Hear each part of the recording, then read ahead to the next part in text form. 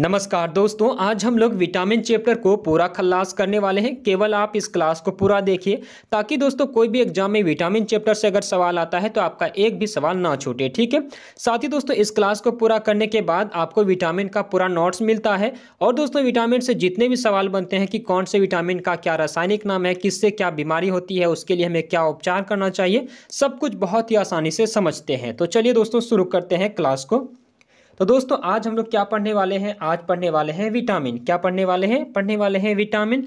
तो दोस्तों सबसे पहले हम लोग विटामिन के बारे में कुछ बेसिक चीज़ें जानते हैं कि इसका खोज किसने किया था। तो दोस्तों विटामिन का जो खोज किया था वो किया था ल्यूमेन नामक विद्वान ने। ठीक है। जबकि इसका जो नामकरण किया था दोस्तों वो किया था फंक नामक विद्वान ने। ये भी दोस्तों कभी कभी एग्जाम में पूछा जाता है तो ध्यान दीजिएगा। इसके बाद दोस्तों विटामिन का काम क्या होता है? तो वो काम क्या होता है विटामिन का? ये होता है रोगों से रक्षा करता है, यानी कि हमारे शरीर में अगर कोई रोग होता है तो उसे भगाने का काम करता है विटामिन। इसीलिए दोस्तों शरीर के लिए प्रतिरक्षक कहा जाता है। किसे कहा जाता है? तो विटामिन को। यहाँ तक आप जान गए विटामिन के बारे में। इसके बाद दोस्तों इंपॉर्टेंट चीज़ देखते हैं कि विटामिन बी एवं सी जो होते हैं वो जल में घुलनशील होते हैं। या कई बार दोस्तों एग्जाम में देखने को मिला है कि कौन सा विटामिन है जो कि जल में घुलनशील होता है? बी और सी। बाकी जो बचे विटामिन है वो वसा में घुलनशील होते हैं। कौन कौन से? ए, डी, ई और के। ठीक है। ये चार विटामिन जो है दोस्तों ये वसा में घुलनशील होता है। जो दोस्तों वसा में घुलनशील होता है कौन कौन से हैं? तो ए, डी, ई, के। ठीक है। ये चार विटामिन है जो वसा में घुलनशील है। और जो दोस्तों वसा में घुलनशील होता है ना वो विटामिन शरीर में जल्दी नहीं लगता है। जैसे कि दोस्तों कोई पतला दुबला लड़का है, ठीक है, मान लीजिए कोई भी पतला दुबला आदमी है, उसमें वसा नहीं है। वसा का मतलब क्या होता है दोस्तों? चर्बी। ठीक है। तो जिसके शरीर में चर्बी नहीं है ना, और ये सब विटामिन वाला अगर चीज़ आप खाते हैं, जैसे विटामिन जिसमें विटामिन ए पाया जाए, विटामिन डी पाया जाए, विटामिन ई पाया जाए, विटामिन के पाया जाए, अगर ये सब आप खाते हैं तो जल्दी शरीर में काम नहीं करता है। तो यहाँ तक आप समझ गए। चलिए दोस्तों अब हम लोग देखते हैं सभी विटामिन के रासायनिक नाम को, जो काफ़ी ज़्यादा इंपॉर्टेंट है, बार बार एग्जाम में देखने को मिलता है। ठीक है। तो पहला नंबर में है विटामिन ए। इसका जो रासायनिक नाम है दोस्तों वो है आपका रेटिनॉल। इसको याद करने का मैं आपको छोटा सा ट्रिक बताता हूँ। विटामिन ए फॉर होता है दोस्तों एप्पल। ठीक है, यानी कि सेब होता है। तो जब दोस्तों हम सेब मतलब खरीदने जाते हैं मार्केट में तो क्या करते हैं? उसका रेट पूछते हैं। क्या पूछते हैं दोस्तों? रेट, यानी कि दाम पूछते हैं। तो रेट से हो गया आपका रेटिनॉल।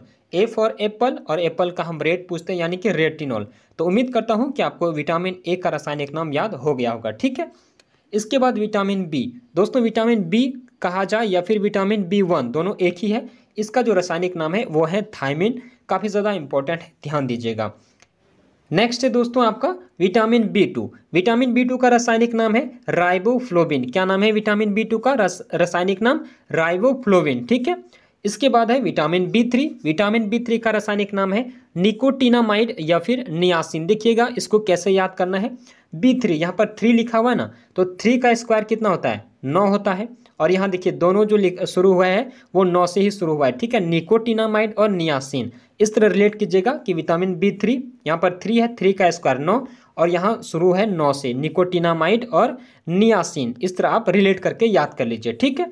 इसके बाद है विटामिन बी5। विटामिन बी5 का रासायनिक नाम है पेंटोथायमिन। तो दोस्तों 5 को क्या कहा जाता है? पेंटा कहा जाता है ना, 5 को पेंटा कहा जाता है। तो यहाँ शुरू क्या है? पेंटोथायमिन। तो ये तो बहुत ही आसानी से याद हो जाएगा। इसके बाद हम लोग देखते हैं विटामिन बी6 को, और इसका रासायनिक नाम है पायरिडॉक्सिन। इसको देखिएगा कैसे याद करना है। 6 और यहाँ पर लिखा हुआ डॉक्स, देखिएगा थोड़ा थोड़ा मिल रहा है। हम लोग बोलेंगे सिक्सिन डॉक्सिन, सिक्सिन डॉक्सिन। इस तरह रिलेट करके 2-4 बार बोलिएगा दोस्तों, बहुत आसानी से आपको याद हो जाएगा। अगर आप बाय चांस भूल भी जाते हैं ना तो आपको एग्जाम में ऑप्शन देखते बहुत आसानी से याद आ जाएगा। ठीक है। क्या ट्रिक लगाए इसमें? सिक्सिन डॉक्सिन। तो इस तरह रिलेट कीजिएगा। इसके बाद है विटामिन बी7। विटामिन बी7 का रासायनिक नाम है बायोटीन। इसमें ध्यान दीजिएगा, बहुत आसानी से ये भी याद होगा। इसमें 7 लिखा हुआ है और यहाँ पर देखिएगा 7 अक्षर है। ठीक है। 1 2 3 4 5 6 और ये 7, इसमें भी 7 अक्षर है और यहाँ पर 7 लिखा हुआ है, 7 लिखा हुआ है। तो विटामिन बी7 का रासायनिक नाम क्या हो गया? बायोटीन। ठीक है।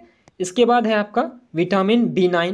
विटामिन बी9 का रासायनिक नाम है फॉलिक एसिड। क्या नाम है? रासायनिक नाम क्या है विटामिन बी9 का? Folic acid. ठीक है। इसके बाद है दोस्तों विटामिन बी12। विटामिन बी12 का रासायनिक नाम है साइनोकोबालामिन। क्या नाम है? साइनोकोबालामिन। देखिएगा इसको कैसे याद करना है। यहाँ पर 12 लिखा है और यहाँ पर देखिएगा बाला लिखा है। क्या लिखा है? बाला लिखा है ना, साइनोकोबाला। कोबाला, बाला लिखा है और यहाँ पर 12 लिखा है। तो इस तरह 2-3 बार बोलिएगा, साइनो कोबाला 12, साइनो कोबाला 12। तो विटामिन B12 का रासायनिक नाम क्या है? साइनो कोबाला, साइनो कोबालामिन। ठीक है। इसके बाद है दोस्तों आपका विटामिन सी। विटामिन सी का जो रासायनिक नाम है वो है एस्कॉर्बिक एसिड। क्या नाम है? Ascorbic acid. इसके बाद है विटामिन डी। इसमें दोस्तों कैल्शियम पाया जाता है, तो इसका रासायनिक नाम है आपका कैल्सीफेरॉल। क्या नाम है? कैल्सीफेरॉल। तो बहुत आसानी से याद हो जाएगा। इसके बाद है विटामिन ई। देखिएगा विटामिन ई को कैसे याद करना है, इसका रासायनिक नाम है टेकोफेरॉल। तो विटामिन ई को कैसे लिखा है? इस तरह। और ई को दोस्तों अगर ये दोनों लाइन हम हटा देते हैं, तो अगर हम इसको टी बना देते हैं, जैसे ई है तो ये दोनों लाइन को हम हटा देते हैं और इधर एक लाइन बना देते हैं, तो क्या हो गया? टी बन गया। ठीक है। तो टी से हो गया आपका टेकोफेरॉल। इस तरह आप याद कीजिएगा। इसके बाद है विटामिन के। तो विटामिन के इस तरह लिखा है। तो ये जो दोनों लाइन है दोस्तों, इसको हम लोग, एक सेकेंड, विटामिन के, ठीक है, विटामिन के का जो ये दोनों लाइन है दोस्तों, इसको हम लोग ऊपर इस तरह बना देंगे। क्या बना देंगे? दोनों को एफ बना देंगे। तो विटामिन के का रासायनिक नाम है फिलोक्यूनोन। एफ से शुरू है, फिलोक्यूनन विटामिन के का रासायनिक नाम। इसके बाद है विटामिन B11। इसका नाम है दोस्तों सेलिसिलिक एसिड। क्या नाम है? विटामिन B11 का रासायनिक नाम सेलिसिलिक एसिड। तो समझ गए आप लोग सभी रासायनिक नाम। इसके बाद चलिए दोस्तों हम लोग देखते हैं कि कौन से विटामिन से कौन सी बीमारी होती है, उसके लिए हमें क्या करना चाहिए। तो दोस्तों पहला नंबर में आपका विटामिन ए। विटामिन ए की कमी से जो रोग होता है वो होता है दोस्तों रतौंधी। इसमें दोस्तों दिखना कम हो जाता है, मतलब आंखों में प्रभाव पड़ता है रतौंधी बीमारी में, इससे दिखना कम हो जाता है। ठीक है। इसका जो सबसे अच्छा स्रोत है वो है गाजर। अगर आप गाजर खाते हैं तो अच्छा स्रोत है विटामिन ए के लिए। विटामिन ए भरपूर मात्रा में जो है गाजर में पाया जाता है। ठीक है। इसे प्रतिरक्षी विटामिन भी कहा जाता है, ये भी आप ध्यान दीजिएगा। क्या होता है दोस्तों विटामिन ए से? तो रतौंधी नामक बीमारी होता है और इसका जो सबसे अच्छा स्रोत है वो है गाजर, जो जिसे खाने के बाद विटामिन ए जो है आपको भरपूर मात्रा में मिलता है। इससे प्रतिरक्षी विटामिन भी कहा जाता है, ये ध्यान दीजिएगा। इसके बाद है विटामिन बी। इसकी कमी से बेरी बेरी रोग होता है। बेरी बेरी रोग मतलब दोस्तों आपका वो है त्वचा में देखने को मिलता है, ये बीमारी त्वचा में इसका प्रभाव पड़ता है। ठीक है। और जो है बूंदा बूंदी आपको त्वचा में देखने को मिलेंगे। ये क्यों होता है? तो ये दोस्तों ज़्यादातर पॉलिश किया हुआ चावल या फिर मक्का का ज़्यादा यूज करने के बाद जो है ये बीमारी देखने को मिलता है। विटामिन बी, विटामिन मतलब कि बेरी बेरी। ठीक है। इसके बाद देखते हैं आपका विटामिन सी से होने वाले रोग। विटामिन सी से कौन सा बीमारी होती है? सबसे पहले हम लोग जानते हैं कि यह जो है खट्टे फलों में पाया जाता है। किस में पाया जाता है दोस्तों विटामिन सी? तो खट्टे फलों में। और ये शरीर में स्टोर जमा नहीं रहता है। एग्जाम में पूछा जाता है दोस्तों कि कौन सा विटामिन है जो कि बॉडी में स्टोर नहीं रहता है, शरीर में स्टोर जमा नहीं रहता है। ठीक है। तो दोस्तों विटामिन सी जो है ना, जिस चीज़ में विटामिन सी पाया जाता है उस चीज़ को अगर आप पकाते हैं तो उससे विटामिन सी खत्म हो जाता है। इसीलिए विटामिन सी शरीर में जो है स्टोर नहीं रहता। या खट्टा चीज़ अगर आप कोई खाते हैं, अगर वो पका हुआ चीज़ है और खट्टा है तो उसमें विटामिन सी नहीं मिलेगा आपको। ठीक है। क्योंकि यह पका हुआ भोजन खाने से विटामिन सी खत्म हो जाता है। यहाँ तक आप समझ गए। साथ ही मूत्र के साथ भी बाहर निकल जाते हैं। अगर आप में विटामिन सी है आपके बॉडी में तो वो धीरे धीरे मूत्र के साथ भी बाहर निकल जाता है, वो शरीर में रहता ही नहीं है। ठीक है। और इसका मुख्य जो स्रोत है दोस्तों वह है आंवला। आंवला अगर आप ज़्यादा खाते हैं तो कच्चा आंवला अगर आप खाते हैं तो बहुत ही अच्छा है विटामिन सी के लिए। विटामिन सी का जो काम होता है वो है घाव को भरने में। कटा फटा अगर कहीं आपका है तो उसे भरने में विटामिन सी जो है वो काम आता है। ठीक। इसके बाद देखते हैं विटामिन डी। विटामिन डी से दोस्तों हो जाता है रिकेट्स। क्या होता है? रिकेट्स। रिकेट्स में क्या होता है दोस्तों? कैल्शियम की कमी होती है। विटामिन डी में जो है कैल्शियम भरपूर मात्रा में होता है। अगर आपके शरीर में कैल्शियम की कमी आती है तो रिकेट्स होता है। इससे दोस्तों बूढ़े आदमी में अधिकतर होता है कि जो है इससे घुटनों में दर्द होता है, आपका हड्डी कमज़ोर हो जाता है। ठीक है। और ये जो है एकमात्र विटामिन है जिसे दोस्तों हार्मोन कहा जाता है। क्या कहा जाता है?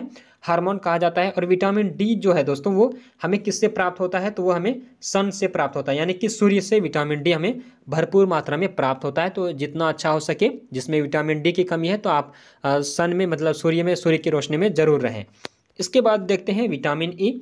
विटामिन ई की जो कमी से होता है दोस्तों वो होता है जनन क्षमता प्रभावित, यानी कि जो जनन क्षमता होती है दोस्तों पुरुष में, मेल में, फीमेल में, तो वही प्रभावित होते हैं विटामिन ए के कमी के कारण। और ये अधिकतर पाए जाते हैं अंकुरित अनाज में, यानी कि जैसे कि कोई भी चीज़ अंकुरित करके खाते हैं, जैसे कि चना में अगर आप कपड़ा में पहले दिन भिगो के और उसको अगर बांध के रखते हैं तो उसमें अंकुर निकल आता है। ठीक है। तो अगर वो सब चीज़ खाते हैं तो विटामिन ई उसमें सबसे अच्छा मिलता है। इसके बाद अंतिम है विटामिन के। विटामिन के दोस्तों क्या काम है, खून को थक्का बनाता है। क्या करता है, अगर आपका कहीं कट जाता है तो उसको थक्का जो बनाता है वो सहायता करता है विटामिन के। और विटामिन के जो है दोस्तों ब्रेन हेमरेज का भी कारण बनता है, ये आप ध्यान दीजिएगा। तो दोस्तों और जो भी विटामिन B1 B2 B3 ये सब बचे हैं वो दोस्तों इंपॉर्टेंट नहीं है, अधिकतर ये सब एग्जाम में देखने को मिलता है। तो उम्मीद करता हूँ कि आप सभी को बहुत ही आसानी से समझ में आया होगा। अगर वीडियो अच्छी लगी होगी तो दोस्तों वीडियो को लाइक और चैनल को आप सब्सक्राइब जरूर करके रखिए, ताकि दोस्तों हमारे आने वाले हर एक वीडियो का नोटिफिकेशन आपको मिलेगा। उसके लिए आपको बेल आइकन को ऑल पर सेलेक्ट कर लीजिए, ठीक है। धन्यवाद दोस्तों, मिलते हैं आप सभी से फिर एक अगली वीडियो में।